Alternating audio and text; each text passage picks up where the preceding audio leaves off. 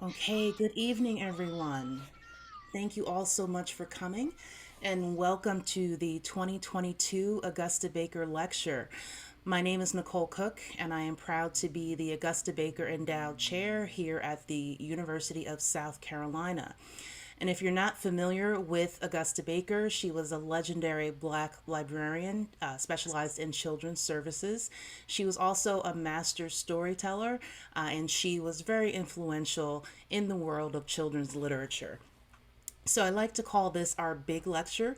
We do programming all year round in her name and in her honor, but this is the what I call the big lecture, where we have folks who are really doing amazing things in their respective areas, and we like to have folks come talk to us who are related to Mrs. Baker's areas. So whether it's librarianship, whether it's storytelling, or whether it's children's literature.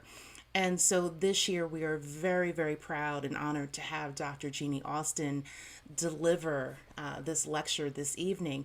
And Jeanie has a background in library and information science, so we are proud to have a librarian deliver this year's lecture.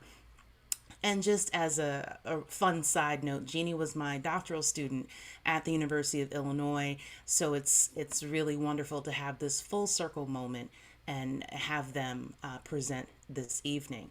So I'm going to give a few housekeeping items, and there's a slide there for you. And so, just so you know, this presentation will be recorded and will be emailed out to registrants, and the recording will also appear on the Baker programming website, and you will have access to that site in the chat box throughout this evening's programs. If you would like to ask a question, please type it in the chat and we will keep track of those questions, and we'll have time for Q&A with Dr. Austin after their presentation. Please mute your microphones unless you are the one speaking. And just a couple of tips to make the session more enjoyable and also more accessible. You may want to pin the speaker, and you can do that with the three little dots by this in the top right hand corner of the speaker's avatar. And live transcriptions are available, and you can turn them on individually by hitting the live transcript button on the bottom of your screen. It's in the bottom navigation bar. All right, so that's it for housekeeping. Just allow me to thank Team Baker. I have a wonderful set of colleagues here at the university who helped me with all of this programming, and I certainly could not get this work done without them. And I also want to send a special shout out to the team at the American Library Association's Editions, or otherwise known as ALA Editions. They are the publishers of Jeannie's new book that they'll be referring to in their talk. And just the team that has been so gracious in helping us with tonight's lecture. And also to Alex Diaz, who created the wonderful graphics that you will see and that you have seen in some of our advertising. All right, so let's get started. I am going to introduce Michael Lambert. So, Michael Lambert is the city librarian for the city and county of San Francisco. He was appointed to the position in March 2019 by Mayor London Breed after serving as the acting director. During his tenure, the San Francisco Public Library was named the 2018 National Library of the Year by Library Journal. Michael has championed increased and equitable access to libraries through expanded hours and a fine-free library system.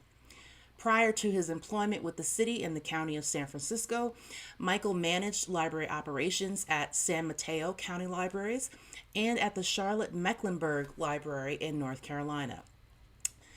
This is the best part, y'all. He began his career in his hometown of Columbia, South Carolina at the Richland Library, and he is a proud alum of the University of South Carolina with a degree in history and a Master of Library and Information Science from our very own School of Information Science. Michael was born in Seoul, Korea, and is the first Asian American to lead the San Francisco Public Library. So, another great full circle moment. Welcome, Michael. Go Gamecocks. And Michael is going to introduce our speaker this evening. Thank you so much for that warm introduction, Chair Cook. Good afternoon, everyone. It's still 3 p.m. out here on the left coast. My name is Michael Lambert, and I am proud to serve as the City Librarian for the City and County of San Francisco. I am absolutely thrilled to be here for the 2022 Augusta Baker Lecture. First off, I want to express gratitude to Augusta Baker Chair, Dr. Nicole Cook, for inviting me to participate. I want to know how I can join Team Baker. That is, sounds very exciting. But this opportunity, it represents the intersection of so many people and institutions that are near and dear to my heart. Anyone who knows me knows that I bleed the garnet and black, and I am a rabid South Carolina Gamecocks fan. I tell everyone out here on the West Coast that we are the real USC, founded in 1801. Thank you very much. My fellow Gamecock, our fellow Gamecock, Misty Jones, is the city librarian for the San Diego City Library. So the Gamecocks, we're holding it down out here on the West Coast. And I also have fond memories of the Baker's Dozen Storytelling Festival every year in partnership with the Richland Library. That's where I cut my teeth and developed my passion for libraries. I am a children's librarian by trade. So I started my career 30 years ago this year. I was a bright-eyed freshman who had just moved onto campus there. I was staying in maxi dorms on the Horseshoe. I have such fond memories of grad school at Davis College. And fast forward to today, I am so proud of the College of Information and the incredible work that's happening at the University of South Carolina to prepare the next generation of library leaders.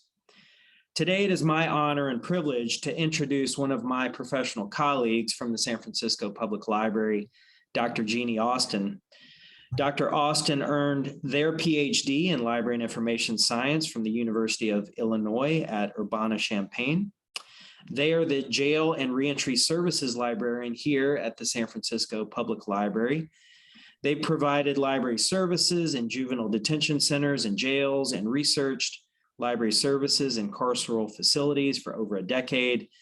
Their work has been published in First Monday, International Journal of Information, Diversity and Inclusion, Journal of Librarianship and Information Science, Libraries, Culture, History, and Society, and the Reference Librarian, among other venues. Dr. Austin is doing trailblazing work in the city and county of San Francisco and making a huge impact in the lives of our most vulnerable justice-involved population through the transformational power of literacy and library services.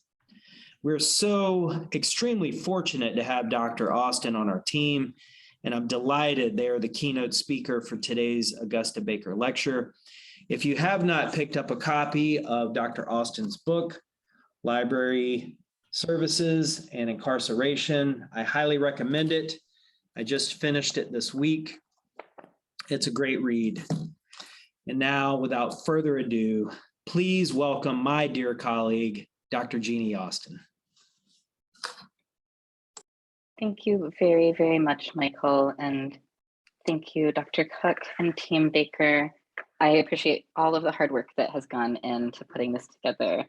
Thank you also, ALA, for being a collaborator in ALA Editions, for being a collaborator in putting this event on today. I appreciate all of the work that you've done to promote this event. And thank you everyone who's in the room today for joining us and for being concerned with this topic. I also want to thank our patrons that have been incarcerated, that have trusted us as their information professionals, and all of the patrons that I've been able to learn from about what people really need and want while they are incarcerated from library services. And I want to acknowledge before I go too far into this talk that there are very likely people in this room who are negatively impacted by incarceration. And thank you especially for joining. I know that this can be a topic that can feel too close to home in a lot of instances.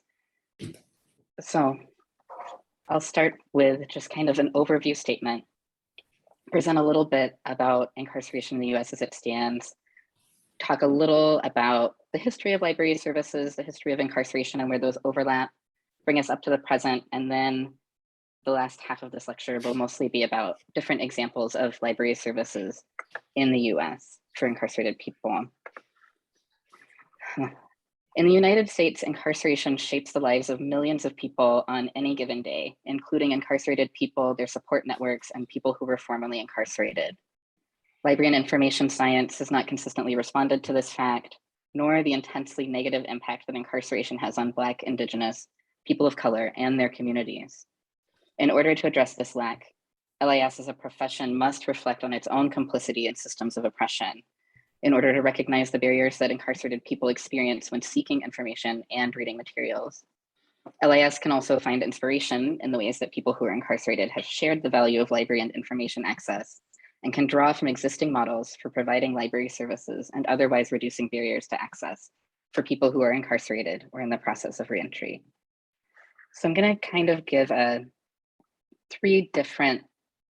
have three different ways of thinking about incarceration that I'm going to bring into this presentation. And the first heavily revolves around this recent study from forward.us called Every Second that found that every other adult in the United States has an immediate family member that has spent at least one night in jail or prison. I'll just let that sit for a minute. A fact like that proves irrevocably that libraries are already providing services to people who are negatively impacted by incarceration. And our professional silence on this topic is on us because it's already happening. We're just not talking about it. So what I love about this forward.us project is that it begins with an aggregate picture, right?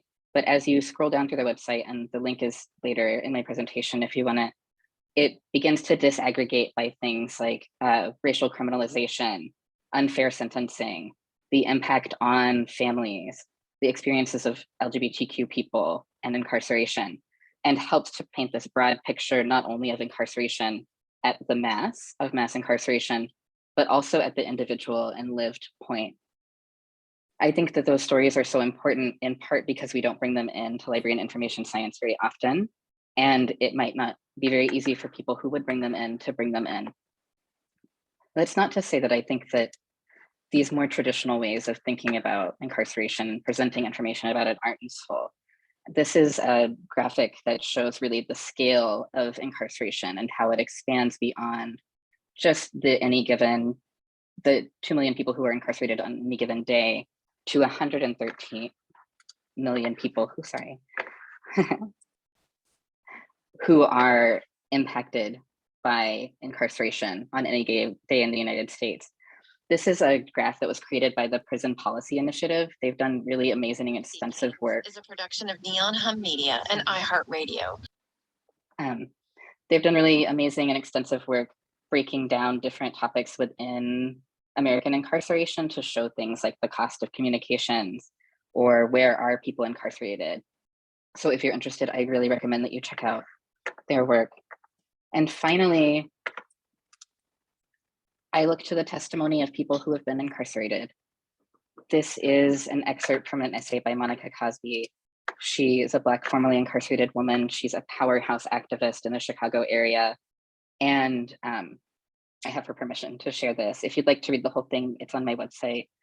This is an essay that she wrote as an introduction to an essay from Chicago Books to Women and Prisoners zine, which is about experiences of incarcerated women. And why I think this is so powerful is that it really speaks to what books can bring, which is not only the information that they provide, but the feeling of comfort and of being acknowledged in dehumanizing circumstances that hope to erase people's humanity. So I'm going to move from scale to just do a little bit more kind of parsing out. When we're talking about incarceration in the United States, we're talking about a lot of different institutions altogether. And this is not a holistic picture. But for people who are unfamiliar with the system, I'm just going to kind of break down what these different facets of the carceral system do. Juvenile detention centers, There's typically a juvenile detention center at the county level. Some of them hold a smaller number of youth than others, so some might be 30 to 45. The place where I began as a library for incarcerated people held about 45 youth at any given time. Some facilities might hold hundreds of youth, and there are also throughout the United States still a number of youth prisons where hundreds and hundreds of youth are incarcerated in very old facilities. Jails are where people are held during their trials, so before they've been sentenced, and throughout their cases. And for people who can't afford things like bail or the ability to bond out, that might mean that people are in jail for quite a while. So jails typically are designed as short-term facilities. They're designed for people to be incarcerated for no longer than a year, which means they might not have programming spaces or spaces where people can go outside, or a set room for a library. And while that is the design for jails, it's not always the case that people are in jail for a year or less. Some people might be in jail for a decade if they are fighting their case. Prisons are where people are incarcerated post-conviction for longer than a year. And so that might mean that people spend a short amount of time in prisons completing sentences that they've begun while they were in jail. Or it might mean that people are spending the rest of their lives in jail. So people may be sentenced to life without parole. Here in California, that sentence is changing, which I think is encouraging and important to hold. There have been some revisions where people who were tried as youth and sentenced to life without parole are able to seek revisions to their sentencing. And then I also, especially since this lecture is coming through South Carolina, I think it's important to mention that people can be sentenced to death to spend the rest of their lives in prison. Richard Moore, who was scheduled to be executed by firing squad in South Carolina, just had a stay of execution, but otherwise that would have happened next week. Immigrant detention is civil detention, it's not criminal. But the institutions really mirror the kinds of institutions that people are held in after a criminal conviction. Immigrant detention doesn't come up too much in this lecture, not because it's not important, but because there's very little information getting out about what kinds of library services are available to incarcerated people. And I would be happy to discuss that further in the Q&A. So outside of all of these facilities, there's a huge network of things like transitional homes, probation and parole, mandatory meetings that people who have been incarcerated or have been sentenced to state supervision are subject to. And that's where we begin to see that incarceration is not just focused in a place, but is something that is extremely diffuse throughout the society and our library patron bases. And this is an image from Josh Begley's Prison Map project, which used machine learning to take pictures of prisons to figure out the landscape of them all across the country. So I'm gonna do really brief on history, and I'm happy to expand on any of this. Forgive me if I don't do it justice. But even when we look to the systems in the United States that have preceded and shaped incarceration as we know it, systems of enslavement and systems of colonization, we see an ongoing control of information access and the use of information that was read on people, their bodies, their comportment, their clothing, their conduct, which might be about cultural affiliation being read and criminalized over time throughout those systems. In the early penitentiary moment in which colonization and enslavement were functions that were happening outside of mostly outside of the formal prison system, there was still a lot of disciplinary practice around reading. And this library card that's featured here is more in the future than the period I'm talking about, but you can see these same kinds of disciplinary practices, which were towards reading right and reading for God. These were really focused on reading as an act of spiritual conversion, of coming to a place of penitence. And often when people's penitence didn't have much bearing on their sentence. And so this is just a quick historical fact that really blows my mind that I'll throw in here from Jody Shorb, that during this period in time, everyday people did not have a lot of access to print materials. And so what they might have access to would be things like similar reading materials, Bibles and etc. Newspapers could be too expensive for some people to afford. But during the penitentiary moment, when people were executed by the system, if they had been penitent, there would be broadsheets printed out and distributed at their executions. And so it's this system of incarceration also has a play on how we have come to understand mass literacy, because these broadsheets were one of the only ways that everyday people had access to the printed word, which I think is quite chilling as a fact.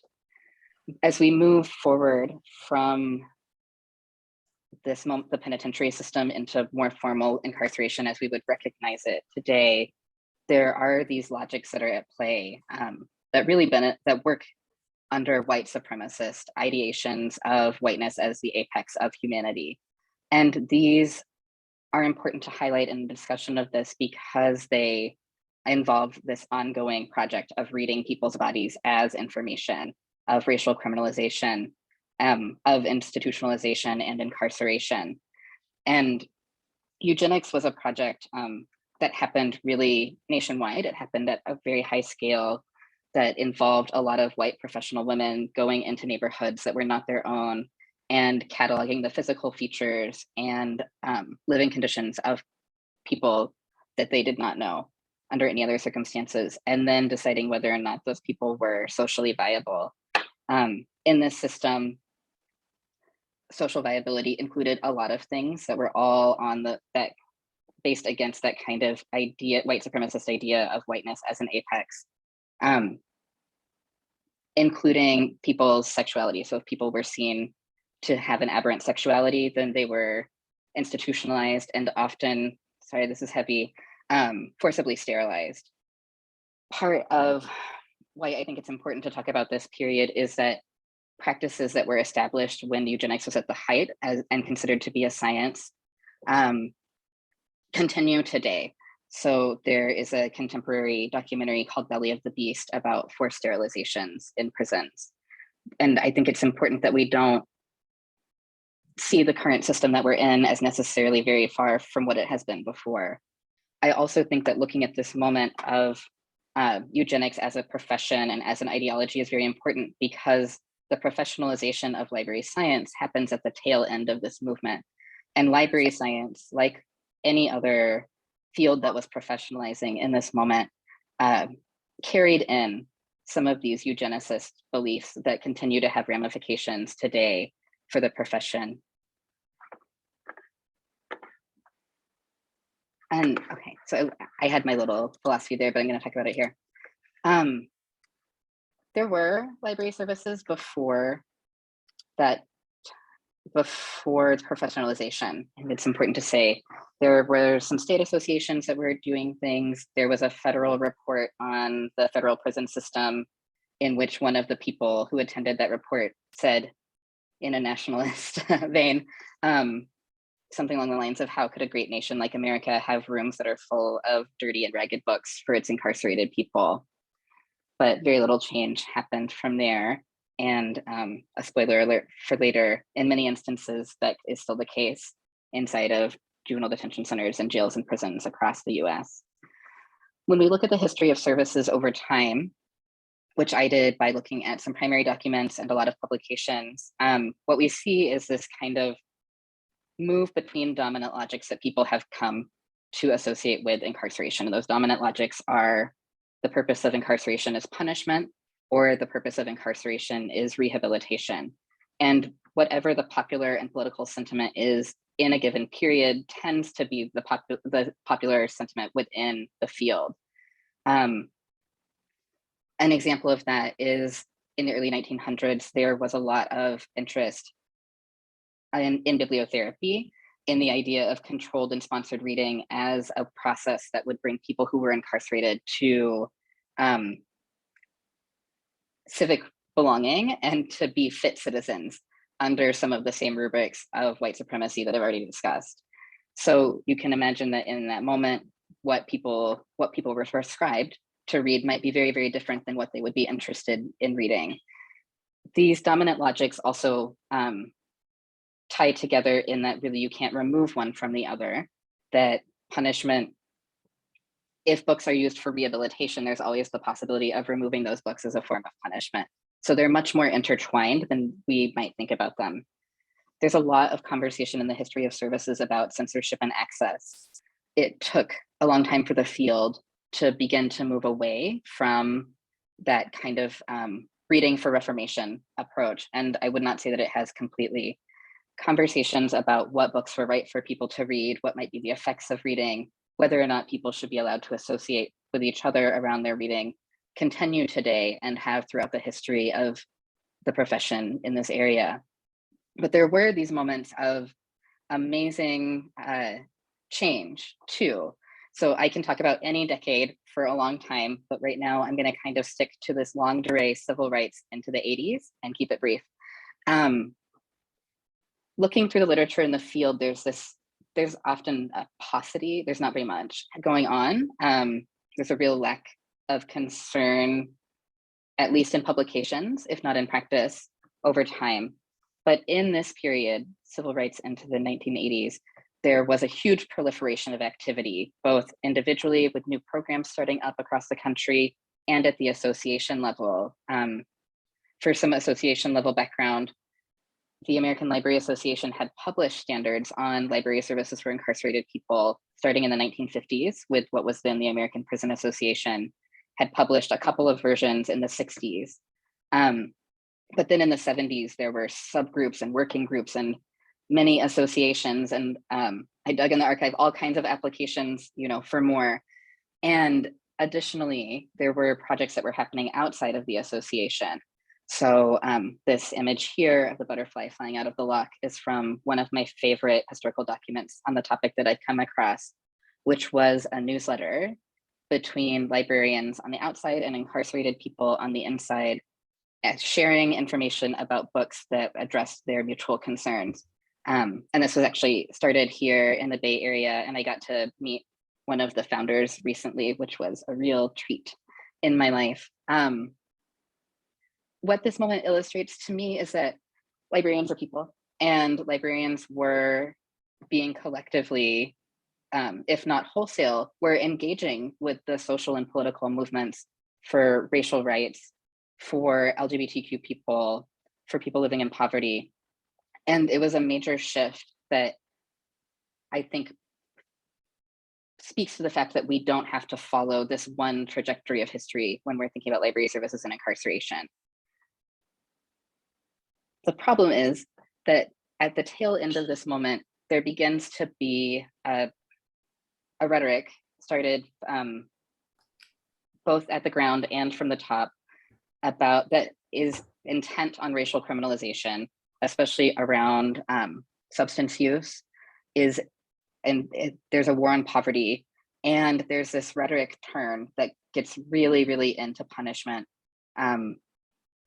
including incredibly unequal sentencing dynamics for people who were white and people who were not, that led to decades and decades in prison. People are still getting out from this moment.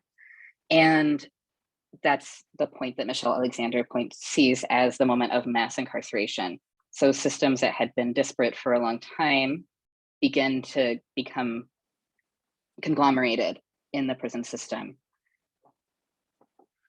And we see this too in the library literature. There's a couple of, there's 3 or 4 actually, articles and books that were published in the 80s that really reflect the idea that the library is a tool for punishment, and that the primary concern of librarians in prisons should be security. So I stopped at 92 looking at the past because those standards that I mentioned that ALA had been working on were the library standards for library services in prisons were last updated in 1992. So at this point, they're 3 decades out of date. And I want to say here that that was definitely not the intention, or I doubt that that was the intention of the writers of those standards, because the 1992 standards were written as an aspirational document. They were a goal for prison libraries to get to within 5 years. So using 92 as a stopping point, I've looked over nearly 3 decades of library literature on library services and incarceration, and this analysis represents more academic discourse. I wanted to look at things that were high level to figure out what were the kinds of philosophies and issues that were coming into the field over this period of time, and how were librarians thinking through them. There's some more on the ground analysis later to come. We see in these three decades of literature a change in access to legal recourse. So incarcerated people, often led by the Black Panthers, really fought for meaningful access to the law. It's one of the only guaranteed access to information that people who are incarcerated have. The other is to primary religious text. But in the 90s, in the late 80s even, and in the 90s, what meaningful access to the law was legally chipped away over time. And so that was very much a concern for librarians who, because of the federal mandate of meaningful access to the law, many of them had become, whether or not they intended to, law librarians. There are everyday concerns that I think are no surprise. Issues like funding, about handling censorship, about day-to-day work in a library. I will say earlier today, I read an article from 1977 where the first line was, "There is no funding." And that is also very much the case today. There's some really interesting work on information seeking behaviors that I'll talk a little bit more about in a second. And there's kind of the same philosophy of service conversation, like, does service exist as a tool for punishment, or do library services exist for rehabilitation? But there's also some notable critique of either of those approaches that begins to center the humanity and the experiences of people who are incarcerated.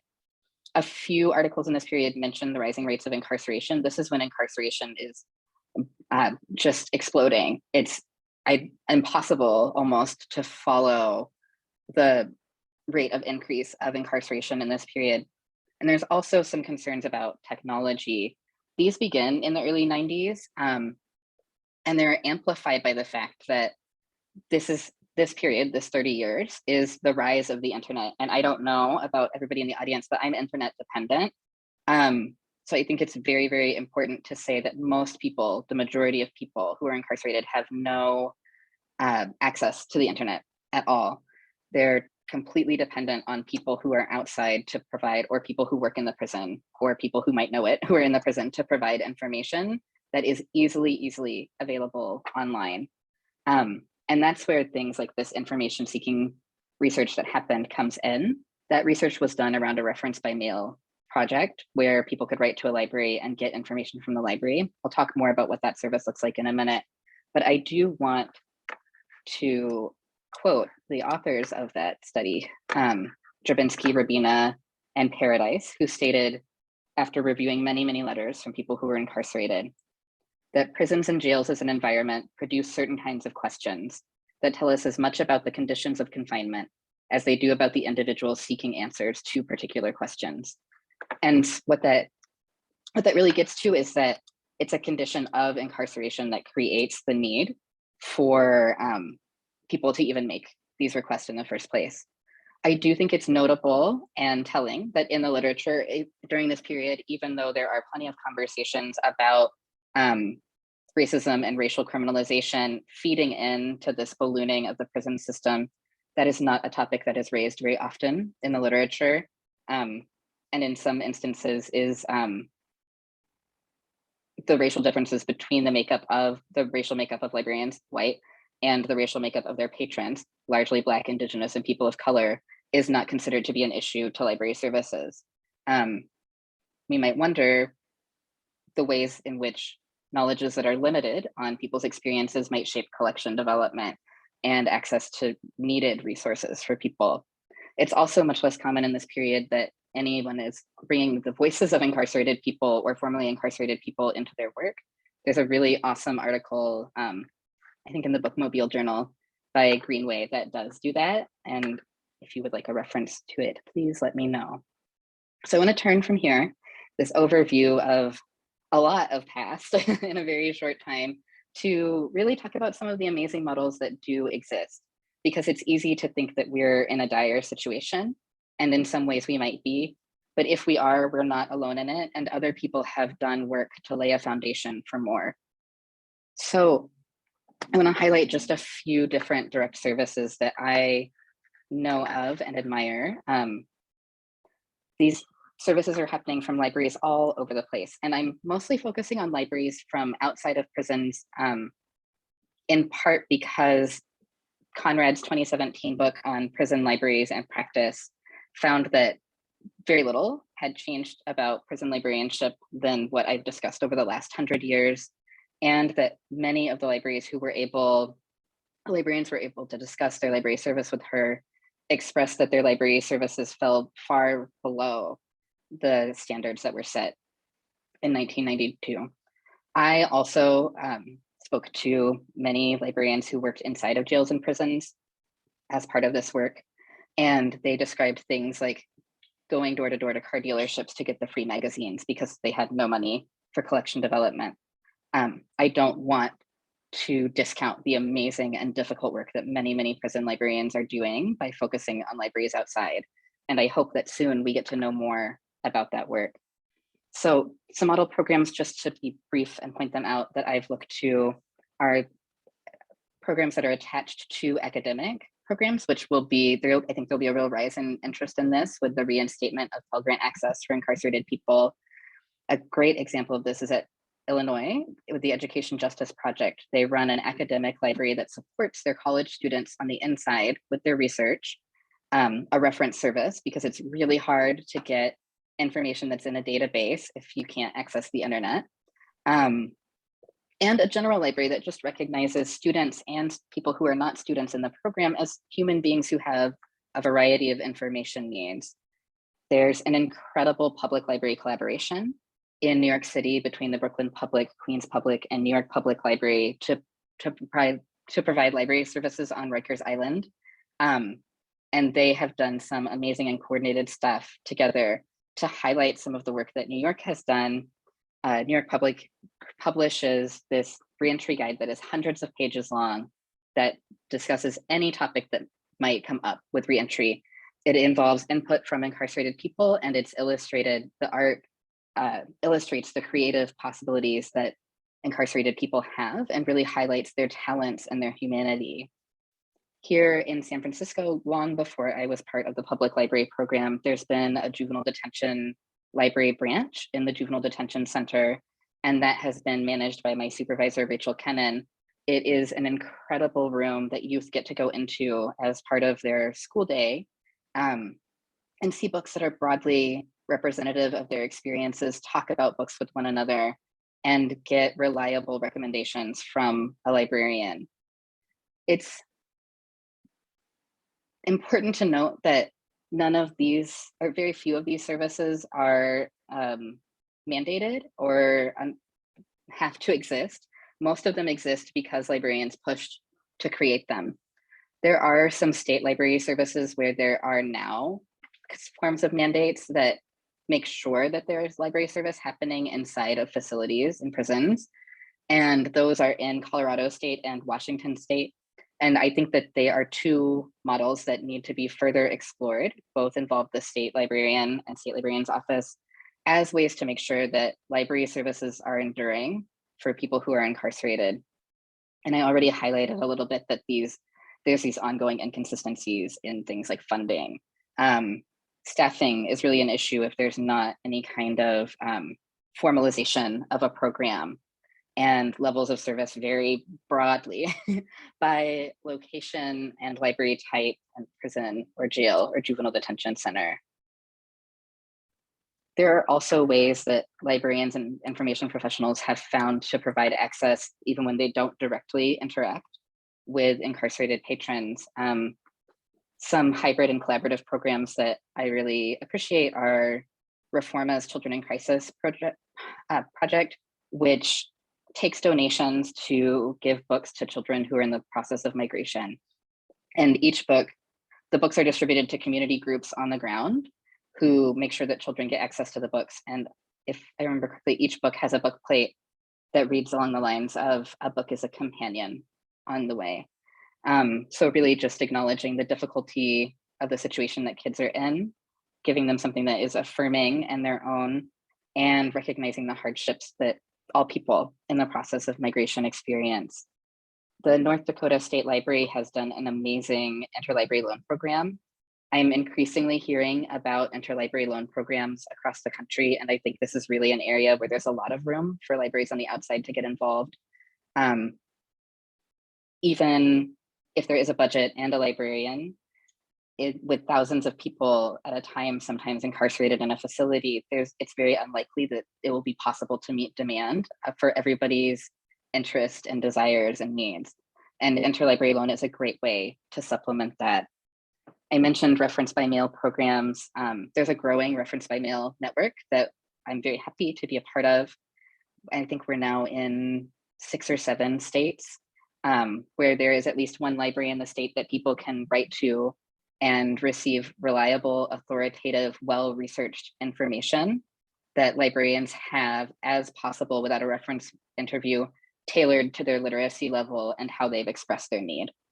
Some forms of indirect services that are available, of course, are donating books either to prison libraries or jail libraries or to books to prisoners groups. If you consider donating books, I really urge you to find somebody who is doing programming of some sort inside of that facility and ask them to identify some of the areas of interest that people who are incarcerated might have.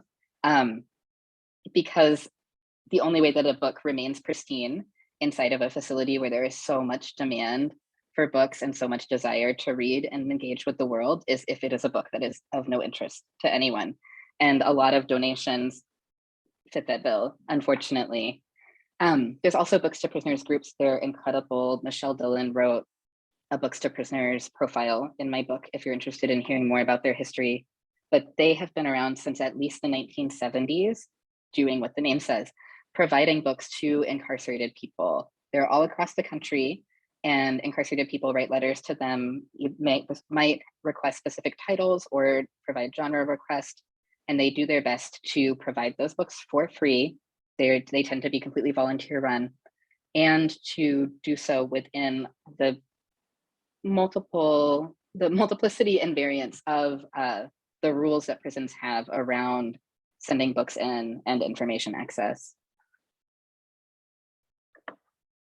I won't say too much about the circumstances of reentry. There's really a lot to say here. I do want to recognize the extreme difficulties that many people face when they have been released from prison, often related to arbitrary regulations, but also related, especially over time, to digital literacy skills. If you're interested in finding out more about the real lived experiences of reentry and their impact on families and communities, I really recommend Halfway Home by Reuben Jonathan Miller. It's a beautifully written book. So this is more of the kind of on the ground library literature analysis that I mentioned earlier. Some of the examples in library literature from librarians talking about the work that they've done well include things like attending mandatory parole meetings. So the library is one of the first resources that a person who's been released from prison gets to encounter, providing people with information about library programs and with library cards. And we know that from our experience that library cards and providing this service is often at these meetings one of the few giving interactions that people have, because a lot of the other interactions involve a lot of demands, like finding housing, finding employment, etc. All things that a library can help someone do. There have been great programs on how to deal with conviction histories and discrimination at libraries across the country. These are often related to housing and employment, or movements like the Ban the Box movement to take the question about whether or not people have been convicted of a felony off of housing and employment applications. There's financial literacy programming. I can't imagine understanding what a credit score is if I had not been able to access information about one for the last 10 years. And so there's a real need for financial literacy programming. I don't think this is specific to incarcerated people at all. I think we just all kind of need it. It's very confusing. Libraries have done outreach to shelters in their areas and transitional housing, places where people are mandated to be at a given time. In some instances, when people are in transitional housing, they're, say, not allowed to leave housing at specific times. or they're only allowed to leave to go to work, or they're not allowed to leave unless somebody else from the house that is also staying there goes with them. And so outreach to these locations can really bring the library back, bring the library to them, and so can information about e-resources. There have also been some specific reentry oriented courses that a number of libraries across the country have done inside of facilities to help people prepare things like their resumes or their interview skills, or to review possible careers. I was really fortunate to speak with Dan Marco, who is a powerhouse of reentry programming. He has been a librarian with Hennepin County Library for a pretty long time in Minneapolis, and he developed Freedom Ticket, which is a reentry focused program that begins with people who are incarcerated and meets them across the wall when they're released, and also involves a lot of raising public awareness around the realities of incarceration. I also, just to hit on this digital literacy piece again, want to highlight the work that Queens Public Library did with their community partner, Queens Defenders, early on in the pandemic. During the most intense lockdowns in New York, they were able to connect with people who were being released from Rikers Island to provide them with cell phones, with data plans, and with digital literacy programming and training through those cell phones. So when people were being released from jails to a world that was probably much different than the one that they imagined they would be in, they were still able to access library resources and programming and have somebody to welcome them on the way back. I hope you're thinking about how you get started, if you're not already doing this work. And I think one of the easiest ways of getting started, to go a little out of order on this slide, is to identify collaborative partners. It's very likely that there's already some kind of programming happening in a jail or prison. It might be education, it might be religious services, it might be who knows what. Really, so much is possible. And being able to find an ally in those programs is a way to begin building a relationship of trust with the facility, to begin finding out what patrons' needs and desires actually are, to identify ways to support ongoing programs as a way of building goodwill, and to eventually, hopefully, begin providing services of some sort. I think it's also great to identify collaborative partners who are in the community. There are a lot of community groups that consist of formerly incarcerated people, and often of formerly incarcerated people who are in conversation with currently incarcerated people. One of my personal favorites is All of Us or None, which is an amazing organizing and advocacy group. They're actually behind the Ban the Box movement that I mentioned earlier, and they've done a lot of other great work. There's always the opportunity to build public awareness around incarceration. Libraries can invite formerly incarcerated speakers to share their experiences as part of programs, can host reentry related programming, can simply incorporate information related to incarceration and reentry into their regular programs. So if a librarian is doing a program on, say, writing a resume, bringing in information about how to address a conviction history or a gap in a way that doesn't put the onus of responsibility on a formerly incarcerated person to out themselves in a public setting. And there's also all of these amazing films and documentaries that speak to incarceration and the lived reality of it. And I would be happy to share a list of those if someone was interested. I think it's important to start at a scale that makes sense when you're getting started, because there's so little access to information that interest in any kind of service is likely to build very quickly over time. So I think start small, but build in for growth, anticipate it, because it will come if you're doing good programming. And for those who are thinking about working inside of jails and prisons and juvenile detention centers, it's important to anticipate some professional tensions. That history of the control of information and the control of access continues today, especially when facilities view things as a potential security threat. And so there are professional values that we hold that might have to be compromised in seeking the larger goal of providing library services. But it's always worth it to remember why, especially if this is around materials, why that material was deemed valuable enough to bring into the library collection in the first place, and to remember to know where your lines are and professional responsibilities lie for your patrons. And I think it is a great idea, shout out Michael, if possible, to get admin support. In San Francisco Public Library, we've been so fortunate to get our program going, and we would not have been able to do that and build a program that will last beyond us without support from our administration. So I think there's a lot of possibility that administration has for continuing or creating these kinds of programs. I'm going to end with a conversation, a brief overview of technology, because I think we might be at a tipping point with it. Technology can be used as a constraint and has in many instances in prisons. So it's expensive to use, the quality can be quite low. There have been publications that talk about using technologies to replace physical collections of books. I want to say here, the technology is not like your computer or your tablet or your phone. It's much more like this little clear radio. This is from a YouTube video about prison tech. And it tends to not work very well in a lot of instances, at least anecdotally. It's also heavily advertised to prison systems as a way to further surveil people who are already really heavily surveilled. But I do think that there are some interesting possibilities that library and information science might explore around technologies. For instance, it's possible that technologies can bring in some assistance to people who have low print literacy or low print ability to be able to size up text, to use assistive devices that read out loud to them. Technologies can obviously increase access to multimedia like music and TV and movies, and have been used by Brooklyn Public and Queens Library to provide built-in on-demand programs, which have been excellent during the pandemic, especially as librarians couldn't go in, or as ongoing staffing issues mean that it's much more difficult to bring programs into the prison for face-to-face interaction. So I will not end there because we're moving forward. Big thank you to the Mellon Foundation for this. San Francisco Public Library has just received a $2 million grant with the American Library Association as a subgrantee to expand information access for incarcerated people.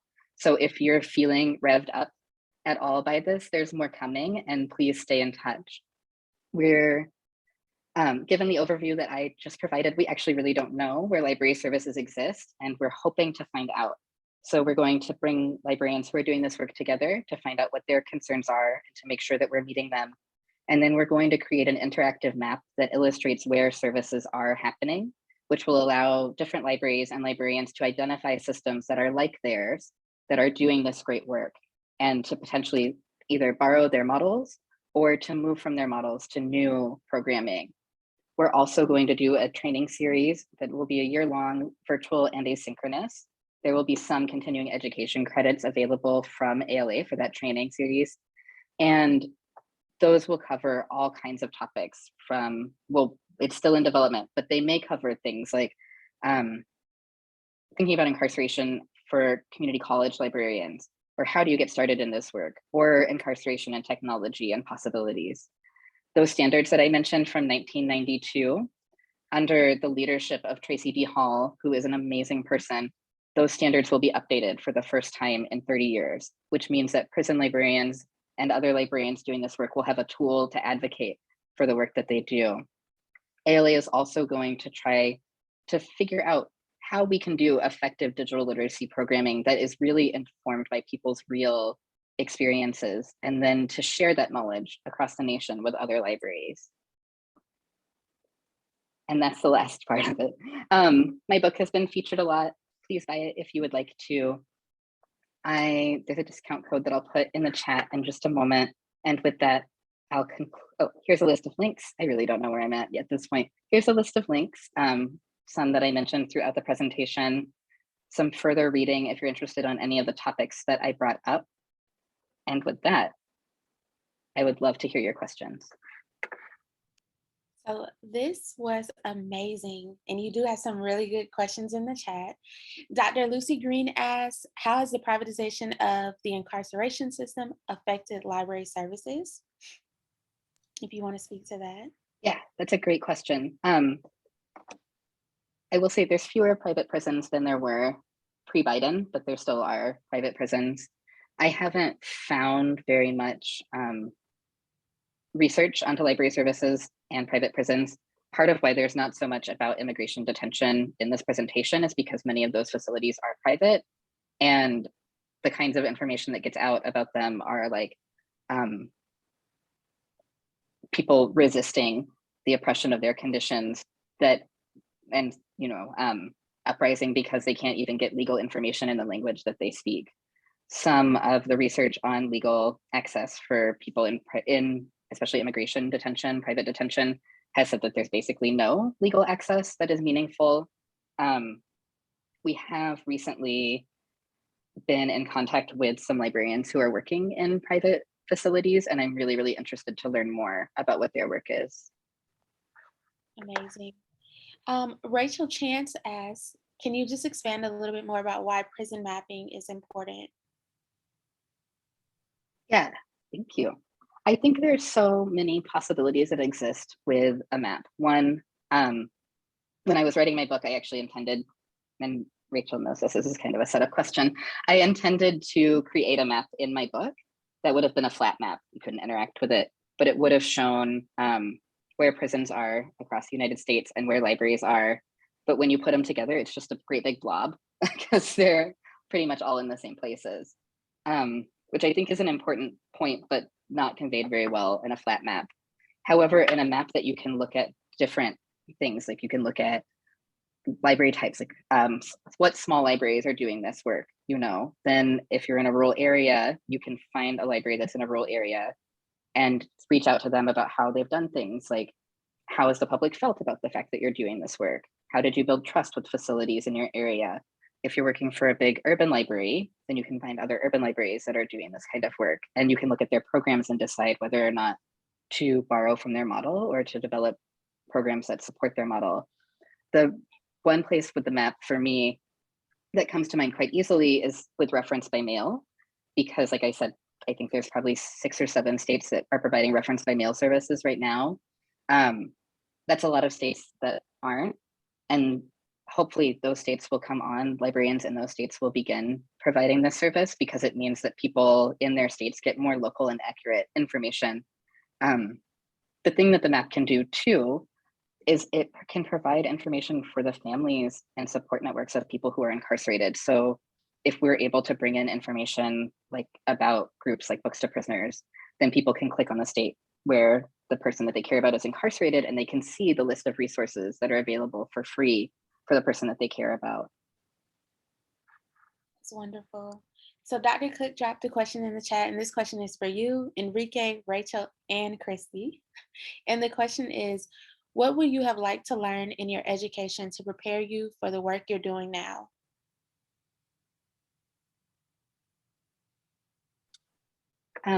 Well, I'll start and then please anyone jump in.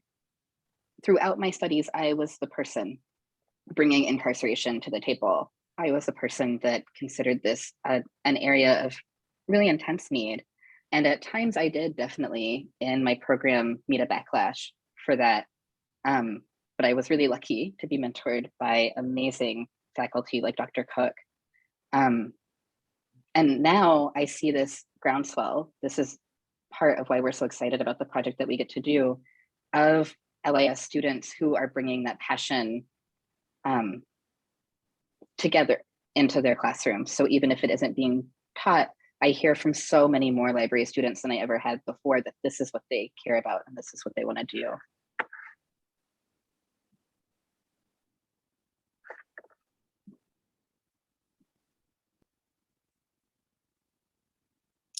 Okay, well, I want to open the floor up, and if anyone else wants to ask an additional question or add to what Dr. Austin just said. Oh, we have another question. Liz Hartnett just asked, I read recently about the fully accredited junior college that is open inside San Quentin. Have you had an opportunity to visit? And what do you see as some ways that libraries can support the educational pursuits of incarcerated people? Yeah, I have visited the offices of Mount Tam. They are really incredible, and they've done so much to support not just their students, but many people in San Quentin. I also was really fortunate, Rachel and I were really fortunate to get to visit the library at San Quentin. They have amazing librarians and amazing incarcerated library workers who could have like an archival skill level that far exceeds my own. With education, I think there's about to be a groundswell of interest in this area. And for people who are specifically interested in database access and access to the academic materials that people need to be college students, I really recommend following some of the work that Ithaca SNR is doing. They're exploring how to get that kind of access for people who are inside. Wonderful. So I do want to open up the floor if anyone wants to unmute themselves and ask a question. And if not, I'm going to pass it back to Dr. Cook.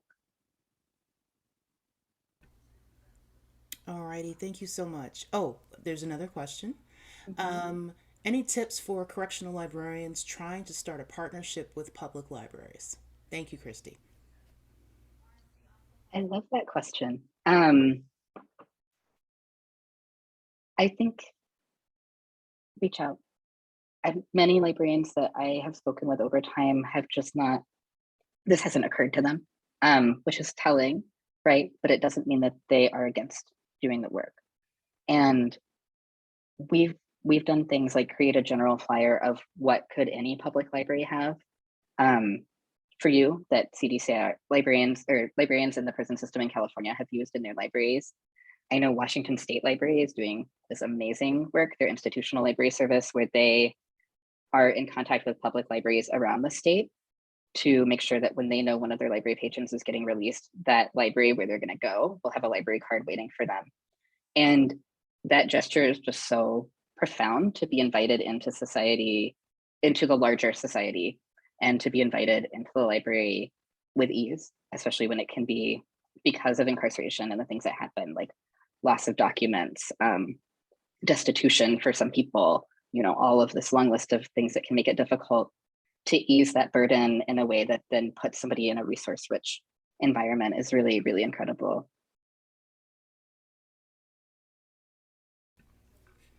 All righty, are there additional questions? We still have a couple of minutes. But if not, I want to thank everyone for joining us this evening. I know this is a heavy topic for a Friday night, but so necessary. And to Jeannie's point, I'm really grateful for their work. And also, as you mentioned, the groundswell of LIS professionals that want to do this important work. And I think it's a partnership that all of us have to partake in to keep this good work going. So thank you so much for that. So Jeannie, just two details before we all go. Folks have been asking if you're going to share your slides. We will certainly have the recording, but certainly don't want to put up slides without your permission. Oh, you have my permission. Thank you for checking. All right. And then also the last thing, if you could pop the discount code to your book in the chat, we will certainly do that. And Sierra, if you could pop the link into the chat for free Baker swag, and that really is including signed book plates from Dr. Austin. If you have bought the book, we're trying to get you all a personal touch. So anyway, thank you so much for joining us. Thank you to the folks that are currently working in prison and jail libraries. We are grateful for your participation as well. And thank you so much for your engagement this evening and for making our third annual Augusta Baker Lecture a great success. Dr. Jeanie Austin, it is a pleasure and an honor. Thank you. Thank you, and thank you all. All right, everyone be well. This is the end of our Baker programming for this academic year, and we will be back with you in fall of 2022, and we hope to see you then.